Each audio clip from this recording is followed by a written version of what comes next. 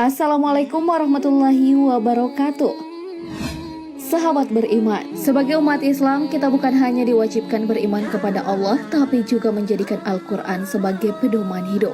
Segala macam permasalahan semuanya ada jawabannya di dalam Al-Quran. Hal ini salah satu membuktikan jikalau Al-Quran adalah benar kalam Allah atau perkataan Allah, bukan buatan manusia. Seperti firman Allah Subhanahu wa Ta'ala dalam surah Fussilat ayat 53. Yang artinya kami akan memperlihatkan kepada mereka tanda-tanda kekuasaan kami di segala wilayah bumi dan pada diri mereka sendiri, hingga jelas bagi mereka bahwa Al-Quran itu adalah benar. Tidakkah cukup bahwa sesungguhnya Tuhanmu menjadi saksi atas segala sesuatu? Masya Allah. Selain itu juga terdapat beberapa bukti kebenaran ayat Al-Quran yang mampu dibuktikan secara ilmiah. Berikut 10 bukti kebenaran Al-Quran yang akan kita bahas. Sungai di bawah laut. Sahabat beriman, Allah Subhanahu wa Ta'ala berfirman, dan dialah yang membiarkan dua laut mengalir berdampingan, yang ini tawar lagi segar, dan yang lain asin lagi pahit. Dan dia jadikan antara keduanya dinding dan batas yang menghalangi.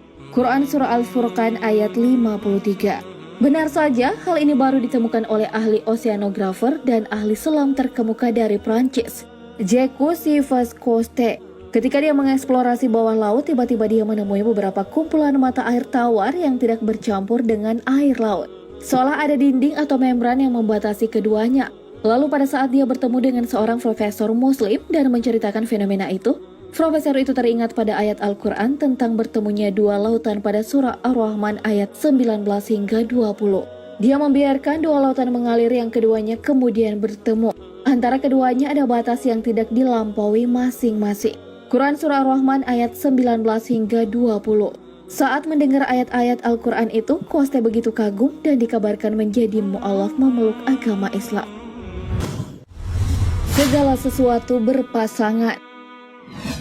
Paul Dirac adalah seorang ilmuwan asal Inggris yang berhasil melakukan penelitian dan membuktikan bahwa materi diciptakan secara berpasangan terhadap proton dan neutron dalam elektron. Penemuan ini sendiri dinamai parite. Berkat penemuannya tersebut dia memperoleh Nobel di bidang fisika pada tahun 1933.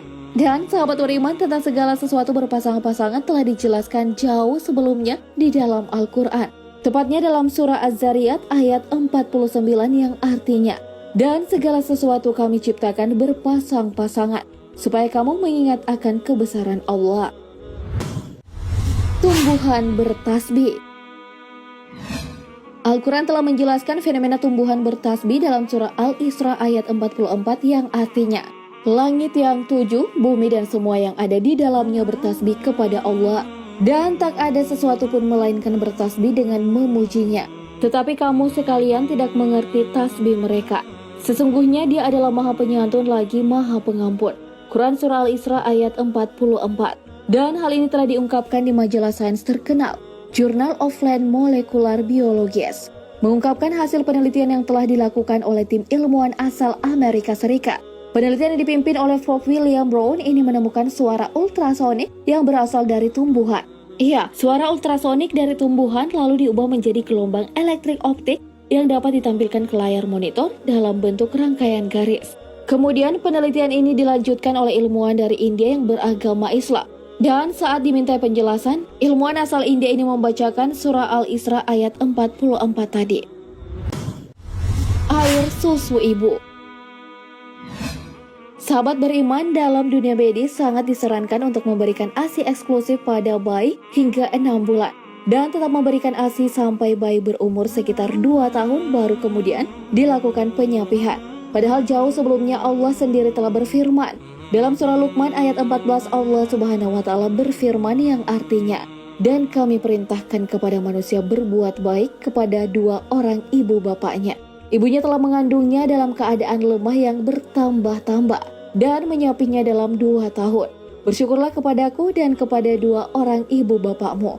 Hanya kepadakulah kembalimu. Maha benar Allah dengan segala firman-Nya. Manusia dari satu sperma. Pada saat sekolah kita telah diajarkan bahwa dari berjutaan sperma yang masuk ke dalam rahim, hanya ada satu sperma saja yang berhasil melakukan pembuahan. Juga dijelaskan para ilmuwan bahwa ada sekitar 250 juta sel sperma yang masuk ke dalam rahim wanita. Lalu sperma-sperma itu seakan berlomba dalam perjalanannya menuju sel telur. Sementara sel telur hanya menerima satu sperma saja untuk membuahinya. Hal ini tentu diketahui oleh para ilmuwan dalam kurun waktu beberapa abad yang lalu saja. Sedangkan dalam Al-Quran, Allah telah menjelaskan hal ini sejak sekian lama, 1400 tahunan. Sebagaimana firman-Nya dalam surah Al-Insan ayat 2. Sungguh kami ciptakan manusia dari setetes mani yang bercampur, yang kami hendak mengujinya dengan perintah dan larangan. Karena itu kami jadikan dia mendengar dan melihat. Penentuan jenis kelamin. Penentuan jenis kelamin sebelumnya dipercaya ditentukan oleh kromosom wanita atau paling tidak memberikan campuran daripada kromosom laki-laki dan wanita. Namun berdasarkan penelitian terbaru para ilmuwan bahwasanya benar bahwa penentu jenis kelamin bayi adalah sel kromosom laki-laki. Hal ini sebelumnya telah dijelaskan oleh Allah dalam surah An-Najm ayat 45 hingga 46. Allah Subhanahu wa taala berfirman yang artinya, Dialah yang menciptakan berpasang-pasangan pria dan wanita dari air mani apabila dipancarkan. Quran surah An-Najm ayat 45 hingga 46. Allah menjelaskan jika penentu jenis kelamin bayi berasal dari air mani yang dipancarkan. Air mani ini sendiri berasal dari si ayah yakni laki-laki. Fenomena hujan darah. Fenomena aneh hujan darah sudah terjadi beberapa kali. Di awal sejak zaman Perang Troya pada abad 8 sebelum Masehi, lalu pernah terjadi di wilayah kekuasaan Eropa kuno tahun 685 Masehi, Inggris dan di Paris pada tahun 582 Masehi, dan juga pernah terjadi di India di tahun 2015 lalu. Dan sahabat beriman, setelah beberapa sampel dari air hujan ini diteliti, ternyata hujan ini benar mengandung sel darah merah. Dan ternyata dalam Al-Quran sendiri hal ini telah dijelaskan di surah Al-A'raf ayat 133. Maka kami kirimkan kepada mereka angin topan, belalang, kutu, katak, dan darah sebagai bukti yang jelas. Tapi mereka tetap menyombongkan diri dan mereka adalah kaum yang berdosa. Kesempurnaan sidik jari. Sahabat beriman, coba perhatikan sidik jari sahabat beriman ya. Tanpa disadari, meskipun kita tumbuh dan berkembang, sidik jari ini tidak akan pernah berubah sepanjang kita masih hidup. Bahkan sidik jari antara satu manusia dengan manusia lainnya tidak akan sama. Meskipun orang kembar sekalipun, Masya Allah. Begitu sempurnanya sidik jari yang diciptakan oleh Allah Subhanahu wa Ta'ala untuk kita manusia. Hal ini telah dijelaskan dalam Al-Quran surah Al-Qiyamah ayat 3 hingga 4 yang artinya, apakah manusia mengira bahwa kami tidak akan mengumpulkan kembali tulang belulangnya? Bukan demikian, sebenarnya kami kuasa menyusun kembali jari jemarinya dengan sempurna. Bahtera kapal Nabi Nuh. Mengenai cerita betapa hebatnya kejadian terdamparnya kapal Nabi Nuh setelah banjir bandang, Allah Subhanahu wa Ta'ala menjelaskan dalam Al-Quran dalam surah Hud ayat 44 yang artinya, Hai bumi tahanlah airmu, dan hai langit hujan berhentilah, dan air pun disurutkan. Perintah pun diselesaikan dan bahtera itu pun berlabuh di atas bukit judi tempat yang tinggi. Dan dikatakan binasalah orang-orang yang zalim. Lalu peneliti pun menemukan bukti-bukti valid tentang keberadaan kapal Nabi Nuh tersebut.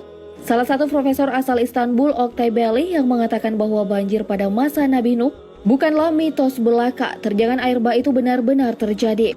Dan salah satu situs yang diyakini sebagai jejak peninggalan kapal tersebut terdapat di pegunungan Ararat, Turki yang berdekatan dengan perbatasan Irak. Laut dibelah Musa.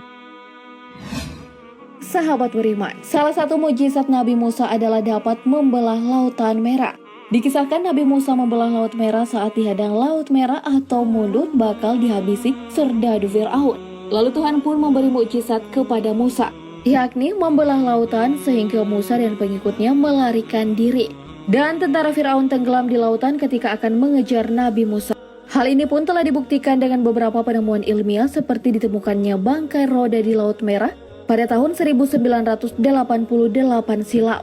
Selain bangkai roda tempur tersebut, di tempat yang sama juga ditemukan beberapa bangkai manusia yang diduga merupakan pasukan Fir'aun. Allah Subhanahu wa Ta'ala berfirman, dan ingatlah ketika kami belah laut untukmu, Lalu kami selamatkan kamu dan kami tenggelamkan Fir'aun dan pengikut-pengikutnya sedang kamu sendiri menyaksikannya. Quran Surah Al-Baqarah ayat 50. Sahabat beriman, itulah dia 10 bukti kebenaran bahwa Al-Quran kitab suci bukan fiksi. Kebenaran ayat-ayat suci Al-Quran ini pun telah dibuktikan secara ilmiah. Masya Allah, maha benar Allah dengan segala firman-Nya. Demikianlah informasi kita kali ini, semoga bermanfaat. Dan jangan lupa supportnya dengan klik tombol subscribe, like, dan share untuk berbagi informasi bermanfaat. Amin ya robbal alamin. Wassalamualaikum warahmatullahi wabarakatuh.